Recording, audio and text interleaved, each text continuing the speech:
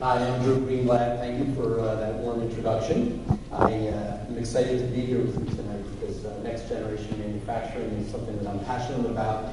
It's how I live my life and how we're trying to grow things in Baltimore, Maryland. I think if we can have a prosperous and thriving manufacturing base in our country, we can turn around this economy and we can have a recession end a lot quicker.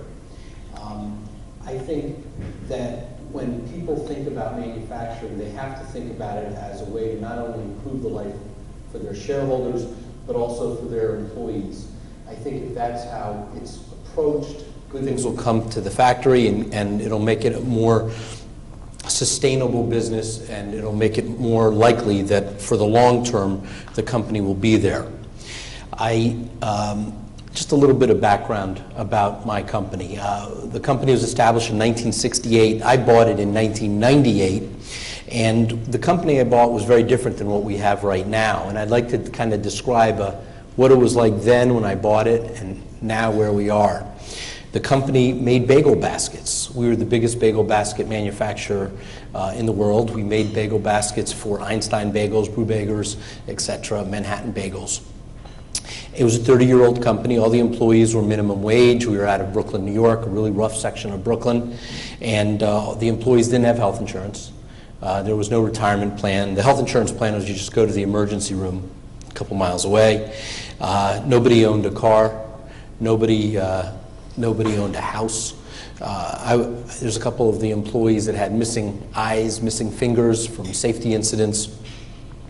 It was a very different company than we are today. And I'm going to describe the transformation that we went through, and maybe there's some things that we went through that could help you in growing your business.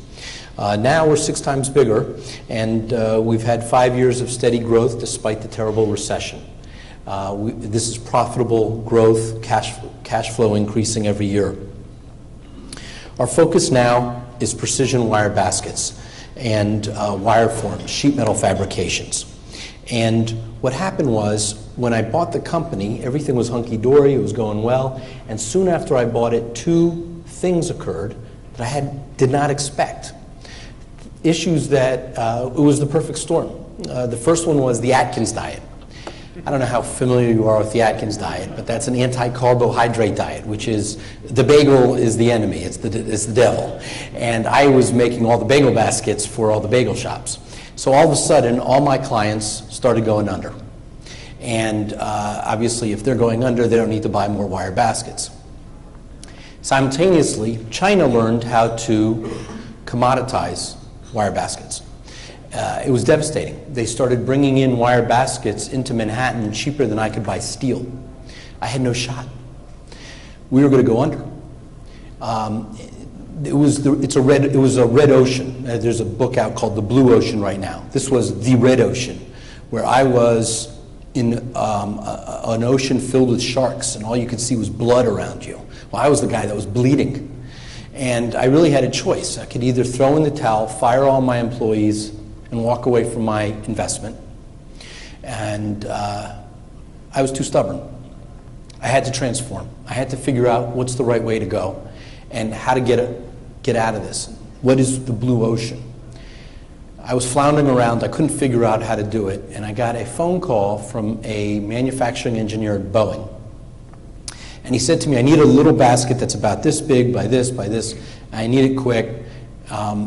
And I said, well, this is going to be a pain. I mean, when Einstein Bagel buys from me, they buy 1,000 bagels, bagel baskets. When Manhattan Bagels buys from me, they want 2,000 baskets. This guy only wants a handful. I'm going to have to charge him, rather than $12, I'm going to have to charge him $24 for this basket. And it was mind-blowing. He said, yeah, whatever. That was the epiphany. That was the epiphany.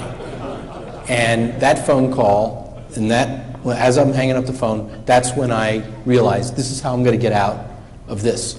My problem was I had all these minimum wage employees sitting near me with 1950s equipment, and how do you transform a company to focus on manufacturing engineers at Boeing or at GlaxoSmithKline or at Merck? How do you quickly migrate to a whole new world? And looking for the Boeing epiphany was critical to the transformation. And what I'm going to do is I'm going to relate a couple things that I have found useful in this migration, in this transformation, from a commodity bagel basket guy that was toast to a company that's profitable, consistently growing, and very optimistic about the future. The first thing is employees, your talent. That's critical, and that's what makes a great company. And we have a couple techniques that we use that I think might be helpful for you. One of them, if we could zone in on this one, if the camera guys can do that. You can see it a little bit easier over here. We have a skills matrix. That's this right here. And this is located in our lunchroom. It's very transparent. It's very candid. There's no secret plan that's only I know about. And all of our employees are the columns on this Excel spreadsheet. And all the rows are the different skills in our factory. And what we do is we have every single skill graded. So some skills are 1 point, more complex skills are 2 points, really complex ones are 3 points, extraordinarily complex ones are 4 points. And at the bottom over here, we tabulate it up. And if some of them you can see are over 100 points, some of them are 6 points. But that shows the reality. Some of our employees are killing themselves to cross-train, to learn more. Other employees are content with, are complacent. We give people raises based on how many points they have down here, how many skills they're learning. And we update this every 90 days. Nowhere over here does it say, had beer with owner or played golf with plant manager. This is a very motivational way, I think, that you could tap into to get your employees to have, to be excited to work at your company so they can see the clear progression, how they could go to the next level. If we can move to this one right here, please. Another thing that we do, another technique we do that might be helpful to you, is every single employee is broken into a cell. So I'm not the only entrepreneur in the building. Instead, we have everybody on the factory floor as an entrepreneur. And they're broken into very micro cells so that each employee has a specific objective goal, a specific objective target. And if they hit their number at the end of a 2-week period of time, then we give them a cash bonus, large cash bonus. I mean, for guys that are making 18 bucks an hour, it could be as much as 1,500 bucks in 2 weeks of work. That's extremely compelling. And what happens is the employees have skin in the game. Again, I'm not the only entrepreneur. It's amazing. We don't have to watch how many people go to the bathroom or whether or not they're taking a smoke break or if they're talking about the Ravens or the Orioles. They're focused on pushing out baskets or pushing out sheet metal fabrications because they know there's a tremendous check coming every 2 weeks if they hit their number. And that's these right here. And every day we graph it, and this is the goal that they have to hit, and this is how much they've actually produced. And if they hit their number, they get a check, and if they don't hit their number, they don't get a check. And you can see all of the cells have their own graph, and the reason why we do that is so that everybody can see how everybody else is doing. Again, back to transparency and candor. We're showing you everybody how everybody else is doing, so there's no mystery. One thing about quality, we talked about quality before. If anything comes back to the factory because it's poor quality, it goes right back to the cell that made the mistake, and they have to fix it. It makes it very challenging for them to hit their number at the end of the 2-week period. So they know they never want to see this thing again. They want to do it right the first time because they know it's going to come right back to them if there's a problem. So that's how they keep engaged with quality, and that's why our quality is so excellent. Every day we tabulate it so that they could see how they're making out. Another benefit of this that I never realized was that we made the bonus so large that people's budgets at home changed. And rather than building their budget on their $18 or their $24 an hour salary, instead they're putting into their personal home budget the huge bonus check. So all of a sudden I had a series of carnivores out there. These were these blue-collar carnivores. And they were demanding, walking into our office saying, hey, I've finished my job for today, give me more stuff to do. It's a truly revolutionary experience to be managing blue-collar workers walking into your office saying, give me more work, okay, because I want to hit my number. Oh, by the way, if they get over their budget, if they get over this number, they can get bigger bonuses for every strata over they go. So it's not like a ceiling. There's multiple bogeys they can hit to go over. This makes it very compelling, and again, the employees have skin in the game. A couple other things that we do is on-time percentage. That's this one right here. And we're looking at on-time percentage here, and we're focused on how we're making out, and we also tie that into bonus checks for the leadership team. We also do quality, and we measure quality, and that's also tied into how the leadership team is compensated. In February and in February and August, we actually had 2 months. We had 100%. We didn't have one thing come back, one customer complaint. And we ship hundreds of thousands of things every month, and we're really proud of that. But that's because these guys had these cells where they knew if the stuff came back, there's no shot for them to hit their numbers at the end of the week. So these are some techniques that we use to get the employees to have skin in the game. By doing it every 2 weeks, it keeps you focused. It's not so far away. It's not a quarterly number. It's not an annual number. It's 2 weeks. And they could go out and buy something neat in 2 weeks. And that keeps them very engaged in the process. We also have it, again, very micro, so that it doesn't matter if the other cell does well, or it doesn't matter if that cell does poorly. It's just their cell, so that they can really control it. Many benefits came out of it. We were all of a sudden confronted with cells approaching management saying, wait a second, that employee, he's slowing us down. It's harder for us to hit our number. You got to replace him.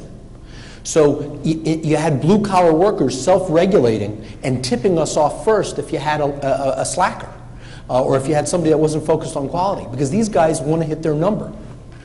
It became a very productive tool to get them going. You have to make the bonus plan very objective, very black and white, and you have to make it attainable. You can't have it so high that they can never hit it. On the flip side, you can't have it so low that it's easy peasy for them to get. This has been a wonderful tool and technique for us to get very motivated and fired up employees. A couple other things that we've done that have been very helpful is emphasize safety. Safety is critical. Number one, I know all these people, and I love these people, and I want good things for these people. And it's imperative that they come in with 10 fingers and they leave with their 10 fingers. And we have to create systems so that they are safe. And I think that's very motivational to employees when they know that management from the top is demanding a very safe environment. We've formed safety committees where we have the safety committees suggesting to management, hey, these are some of the things that we should do, because they know better. They're in the trenches. They know where you're most likely to trip or you're most likely to have some sort of hazard. And we embrace these things. Another thing that we do that's kind of rare is OSHA. We use OSHA as a consultant. Most people, when they hear the word OSHA at their front door, will pick up the garlic and pick up the cross and get scared to death, and you're in trouble, here comes OSHA. We take the opposite approach. We bring them in as a consultant, and we ask them to go through our plant and review our plant and come up with suggestions on how we can do better. Because we're not safety experts, they are. And they've seen all the stuff. And they come in with, many times, very good suggestions that improve our situation. I recommend you do that. And I think it's key for your employees to see you talking to OSHA in that way. Because then they understand that you truly are vested into their well-being. Another thing we do is we bring in our insurance company, because obviously they have skin in the game so that we don't have any accidents. The insurance company will come in with a couple other ideas that OSHA doesn't bring up or your employees don't bring up. They're a good tool for improving the safety of your employees. Our safety is best demonstrated by our results. We've gone over 1,062 days without a LTA, lost time accident, and we're very proud of that. And I tell my employees that on the day I retire in 30 years, we're still going to be knocking down that record. So this is something that I think employees really get supercharged when management's buying into safety and really focused on safety. I think another thing that's critical for employees is that you have to demand the best. We demand A-plus people. A lot of times when you're interviewing, you'll say, geez, we really need that role filled. Here's a resume. It's pretty close. Let's put up with it. I mean, it's probably a C or a B minus. It's good enough. You've got to get the role filled. We say no. We say no because we want to have a great person there, and our mindset is we want that person there for 20 years. And we don't want to have the churn, the training, the explanation. This is what our standard operating procedure is. We want to bring somebody in and embrace them and think like they're going to be here for 20 years. And if you have that attitude with your hires and you're only hiring A's and A+, then over time, the caliber of your employees really rises. And whenever somebody leaves, we always say, all right, well, that person left, it happens. The next one we hire is always going to be better. And I think that makes for a better team. We also have the principle of hiring fast and firing fast. If there is a need in our system so that we can exploit an opportunity, a marketing opportunity, we hire quickly. However, if somebody is not doing their role, and whether it's some ethical issue or a productivity issue or something that is unsatisfactory, we fire quickly. We have very demanding standards, but I think we get great caliber people that way. Another thing we do is we pay very well. We pay well over the average. We benchmark against other wire fabricators, other sheet metal fabricators. We look at our benchmarking and we try to pay much more than our competition because it's the classic case. You get what you pay for, okay? If you pay low wages, well, you're going to get bad quality. If you pay high wages, you're going to get people that are fired up and are engaged in making your company better. Other things we do is we have very aggressive, good benefit plan. For example, in Maryland, we use Blue Cross Blue Shield. We have a top-of-the-line plan. My kids have the same plan as my employees. And I think that also is motivational. And one thing we actually are listening for during interviews is if they ask for benefits.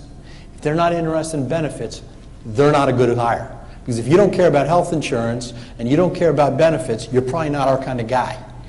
So that's something that we're listening for during the interview process. If they don't inquire about benefits, they're probably not a good fit.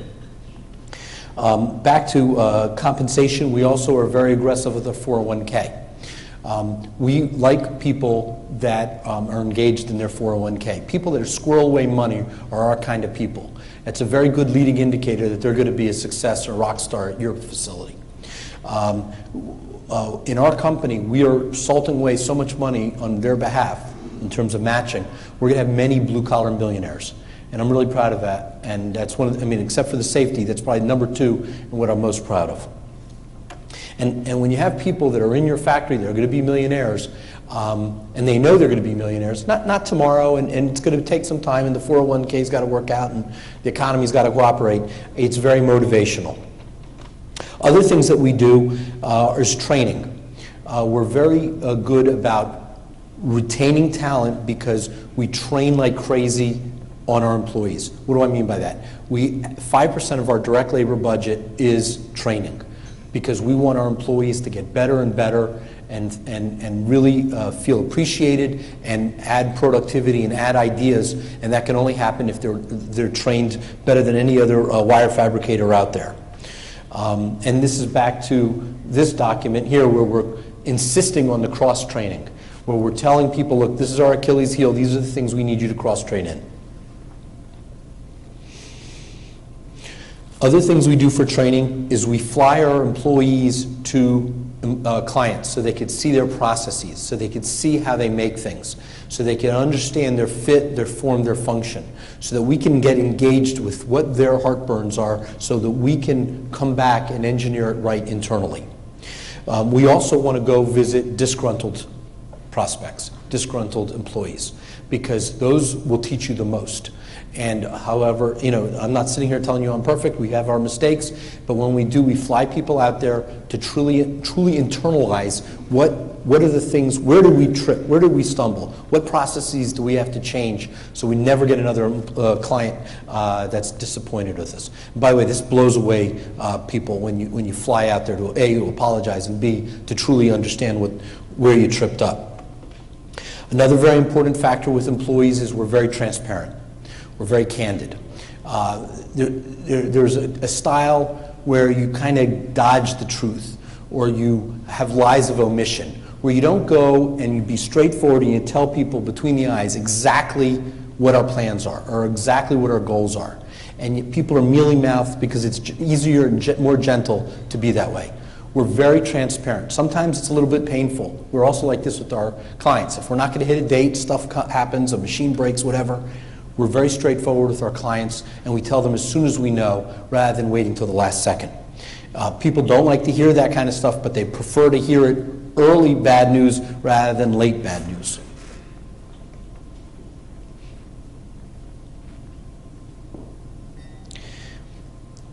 Did anybody have any questions, by the way? I didn't mean to, go on too long about the employees. Did anybody have any questions or anything that I didn't explain or I glossed over too quickly? Please. Do you have an apprenticeship program within your training or not? I'm sorry, say it one more time. An apprenticeship program in your training where you train an apprentice for 6 months or a year and promise full employment. Do you have that kind of program? Yes, I mean, we're constantly recruiting from within. So when we have somebody that gets promoted, we assign somebody that's going to be their apprentice to their junior manager, who's going to be learning the ropes, because we're constantly bringing one person up and then that person fills them. So we're aggressively pursuing that. And as you rise up levels, you get pay increases, and that's very motivational to our people. Great question. Please. I was just going to ask that you brought up a good question you brought up a point when you obviously are seeking out if people are interested in healthcare and benefits and stuff like that. In the interview process, is there any set of things that you look for, any questions you ask to prompt certain responses that indicate in the beginning stages of an interview if the person's going to be right for you? Are there certain things that you're doing every time? And if you are, what questions you ask and what responses you're looking for? Our number one way of getting people is employee references. We give a very big bonus check if an employee refers a friend.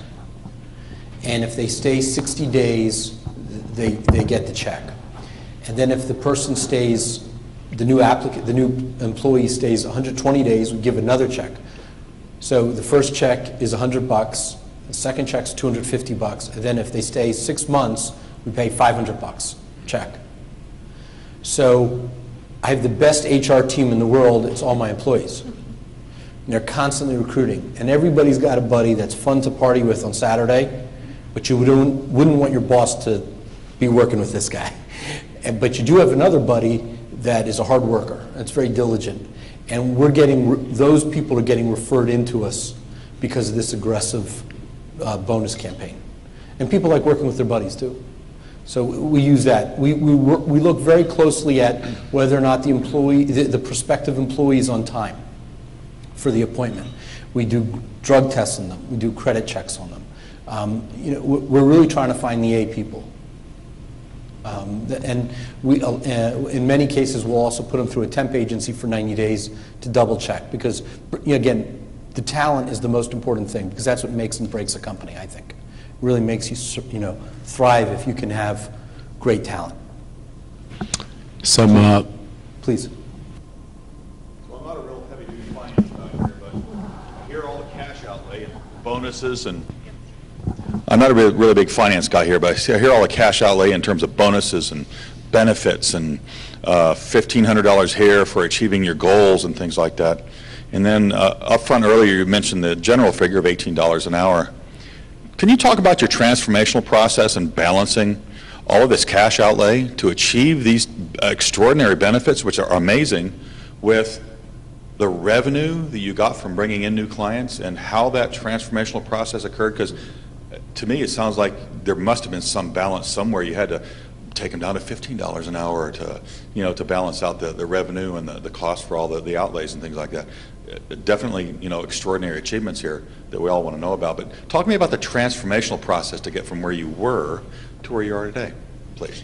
Part of this is because of productivity. Like, for example, we're up 40-something% this year to date. However, our direct labor is only going up 5%. Okay? So, we've given out raises this year. So what's happening is that each one of my employees is getting more widgets out per hour. And we're having less quality issues come back. So I'm saving money by scrap. I'm saving money by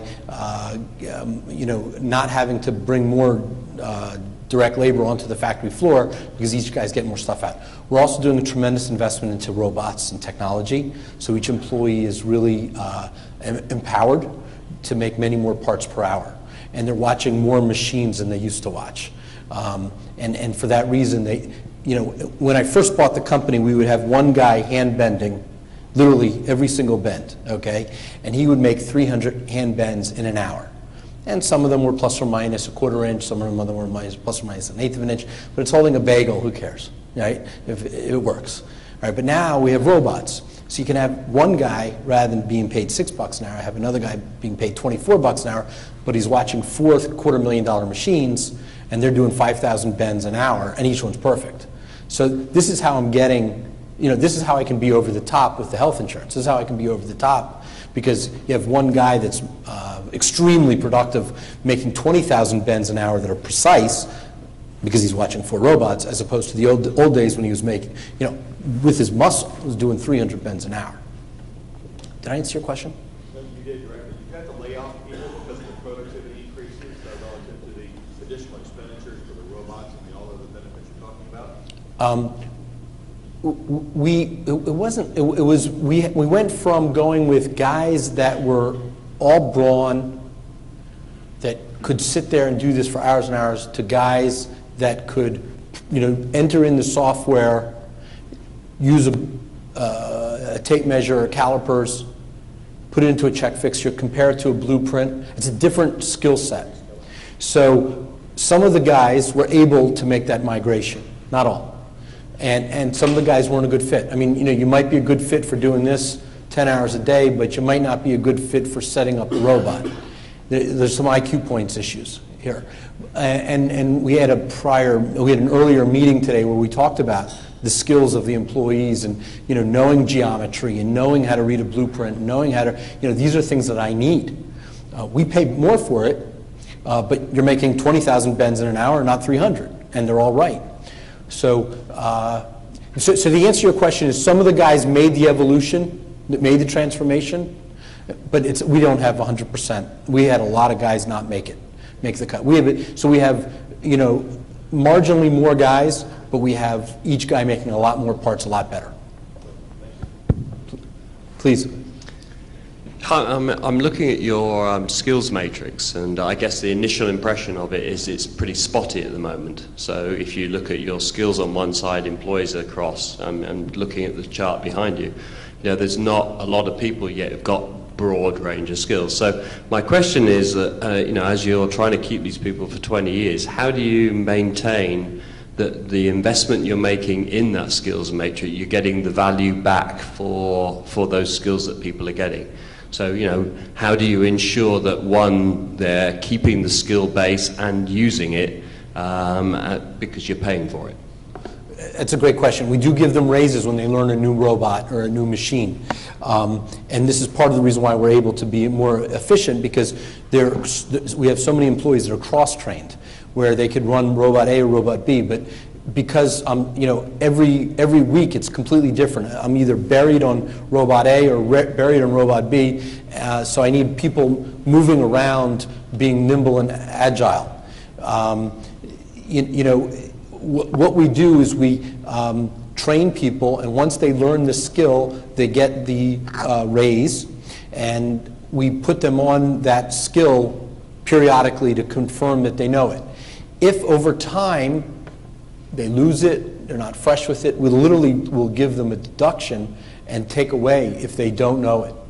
You know, so we have, let's say, robotic welders, and if a guy kind of works in another cell for a while and like kind of loses it and gets told to go change over the robotic welder and he doesn't have the skill set to do it anymore, he loses it. But we're straightforward. Have you had to do that yet? Yes. Okay. Oh, sure. Yeah. Because my basis of my question is I actually did similar. I applied a skills-based matrix, and that was our problem. That over like after 15 years, we had people with skills that we weren't necessarily utilizing, and then obviously we had to do exactly like you did, start taking the money away, and that created a very different sort of environment and spiral. So to fight that, I really lean hard on my management team to rotate the guys so we don't get into this pickle. But that's unpleasant, and it's bad for karma. So what we're doing is we're rotating people through much quicker.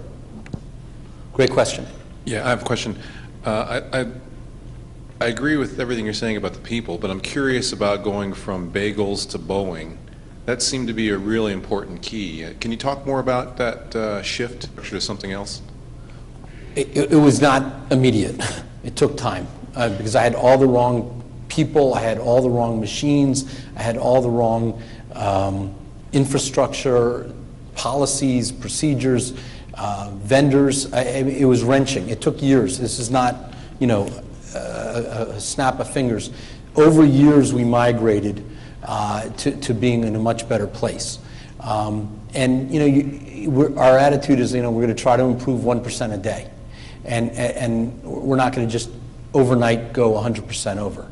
One of my biggest problems was I had to go out there and find, how do you meet the guy from Glaxo? How do you meet the guy from Honeywell? How do you meet the guy from Eaton? You know, how do you get in front of them? When for 30 years we were selling bagel baskets and I was well known in that world, but nobody in Eaton knew me. How do I migrate? So that was another challenge I had. But we over the years have completely moved away, and now we do no work in the bagel basket business. Did I answer your question? I mean, you know, it was step by step. You know, we did, first we trained the management team. We started bringing on engineers. One thing we haven't talked about, right now 20% of my employees are mechanical engineers, okay? So we started off first with a draftsman, then we got a person, you know, then we elevated up over time to now we have 20% of my employee base are mechanical engineers. So, you know, everything takes time, and we just, you know, slowly migrated to getting to the right place. We're not perfect, but, you know, it's step by step. There's a question over here. Building on top of that same question, did you use any brand strategy? Did you have any differentiator to just appeal to your potential new clients, to leverage to that nice manufacturing scale? How did you do that?